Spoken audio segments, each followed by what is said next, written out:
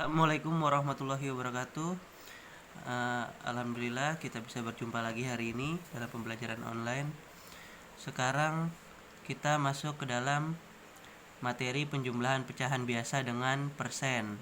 Nah, sebelum kita menjumlahkan, Bapak ingin mengajarkan dulu cara merubah persen menjadi pecahan biasa, kemudian nanti menjadi pecahan desimal ya. Jadi kalian 2 kali merubah. Bagaimana caranya? Nah, kita lihat, perhatikan di sini. Sekarang 35% berapa per 100? Nah, kenapa per 100? Karena per 100 itu adalah persen. Kalau persen itu pasti per 100 ya. Nah, persen ini kita jadikan per 100. Oke. Di atasnya berapa pembilangnya? Nah, pembilangnya yang bagian depan ini 35. Nah, 35 ini pembilang, persen itu disebut per 100. Nah, berarti kita masukkan 35 di atas ya. 35 di atas. Oke, sudah masuk seperti ini. Ini berubah menjadi pecahan, sudah menjadi pecahan biasa ya. Tadi kan apa? Kita akan menjumlah pecahan biasa dengan persen. Berarti persennya harus kita rubah dulu menjadi pecahan biasa. Tidak bisa persen ini langsung dikurang dengan pecahan biasa. Makanya selalu dirubah menjadi pecahan biasa. Semua campuran harus jadi biasa dulu. Desimal nanti harus jadi pecahan biasa dulu. Tidak akan bisa langsung. Karena mereka berdua ini, biasa dan persen, itu berbeda ya. Berbeda jenis ya. Ini adalah jenis pecahan dan ini adalah persen. Nah, sudah berubah jadi pecahan biasa. Kemudian ya, yang selanjutnya, dari setelah kalian sudah merubah pecahan menjadi persen menjadi pecahan biasa, nah kita rubah menjadi pecahan desimal ya. Bagaimana caranya? Kita bagi sampai habis ya. Jadi 35-nya kita pakai pembagian kurung. 35-nya di dalam, 100 di luar. Nah, kalian perhatikan, 35 bisa tidak dibagi 100. 35 itu lebih kecil dibanding 100. Berarti dia tidak bisa dibagi, maka harus dipinjamkan 0. Maka di sini tulis 0. Setelah 0, maka 35-nya kita turunkan, dipinjamkan 0 menjadi 350. Nah, kalau sudah bisa sudah lebih besar daripada pembagi, baru kita bisa bagi ya.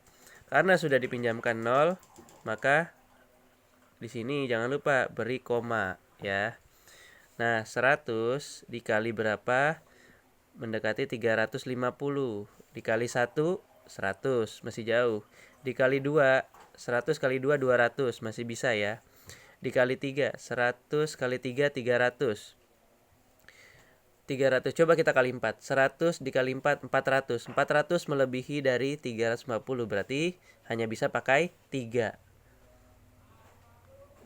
Pakai 3. 3 kali 100, 300.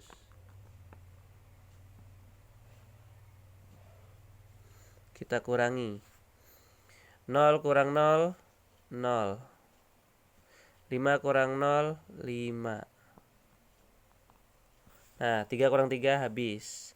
Nah, karena di sini sudah pakai koma, sisanya ini kan harus dihabiskan sampai habis ya. Bedanya dengan campuran tidak habis. Kalau desimal harus sampai habis. Nah, 50 ini kalau sudah ada koma selalu pasti sisanya ini ada ditambahkan 0 ya. Karena dia sudah ada komanya di sini. Sudah dipinjamkan 0. Nah, kemudian sudah seperti ini, 500 dibagi 100. 100 kali berapa? Hasilnya 500 dikali kali 5. Oke, 500. Dikurangi. 500 kurang 500 habis. Nah, kalau sudah 0 seperti ini, tandanya sudah habis. Berarti desimal kita sudah tahu di sini adalah 0,35 hasilnya. 0,35.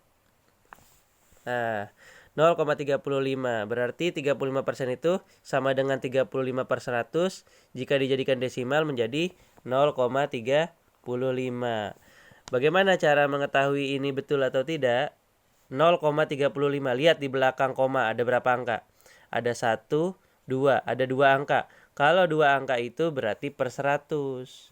Kalau hanya di belakang koma itu 1, lihat. Nah, di belakang komanya 1 angka kan? Ini disebut per 10. Berapa pembilangnya? Ini diambil 3. Nah, 3/10. Kalau ini di belakang komanya ada 2 angka, berarti disebut per 100. Jadi per 100 35-nya naik, 35/100. Benar kan?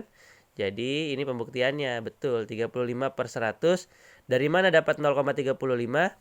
Dibagi pakai pembagian kurung sampai dia habis ya, sampai 0. Kalau dia lebih besar pembaginya dibanding yang dibagi, maka kita pakai 0 untuk meminjam angka